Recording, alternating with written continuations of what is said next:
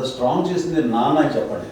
మా పిల్లల విషయంలో మేము కూడా మేబీ అంత స్ట్రాంగ్ కాదేమో, సెన్సిటివ్గా ఉంటాం, కానీ అమ్మ మటుకు చాలా స్ట్రాంగ్గా ఉండి మమ్మల్ని కఠినంగా ఇలాగే ఉండాల్సింది, ఇలా ఉండండి అప్పుడే మీరు నేర్చుకుంటారు.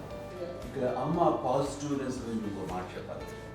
అంటే తన బిడ్డలకే కాదు, ఈ రోజున మా రెండో పాప శ్రీజ కూడా తనకి లైఫ్ చిన్న చిన్న ఎస్ఎంఎస్ వచ్చింది. ఆ టైంలో కూడా తను ఏముందంటే అప్పుడు నాన్న దగ్గరికి వెళ్ళాను, తను ఇచ్చిన భరోసా, తను ఇచ్చిన మాట వెళ్ళలేని ధైర్యం వచ్చింది నాతో.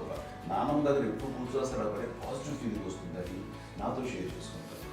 తను మాతో చెప్తుంటే అనిపిస్తుంది కరెక్ట్ అమ్మ, ఏం పర్లేదమ్మా, లైఫ్ అంటే ఒకరితోనే అయిపోదు, ఆ ఒక్కరి వల్ల వాళ్ళ ఇన్ఫ్లుయెన్స్ తోటో వాళ్ళు మన మీద నియంత్రించడం కానీ మన బాధల్ని వాళ్ళు చేయడం అవుతాం. జస్ట్ నువ్వు నీ గురించి నీ మనసులో ఏదనిపిస్తే నీ గుడ్ ఫీలింగ్ ఏది వస్తుందో ఆ ఫీల్ ప్రకారం వెళ్ళిపోదు. అంటే ఆ జనరేషన్ పీపుల్ ఎక్స్పెక్ట్ చేయం అలా కాదు, ధైర్యం ఉండి అందరికి ధైర్యం బాగా నూరుకొస్తారు.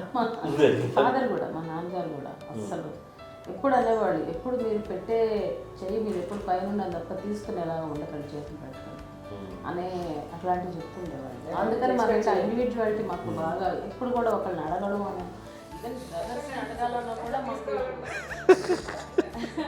అది పడిపోయింది మైండ్లో.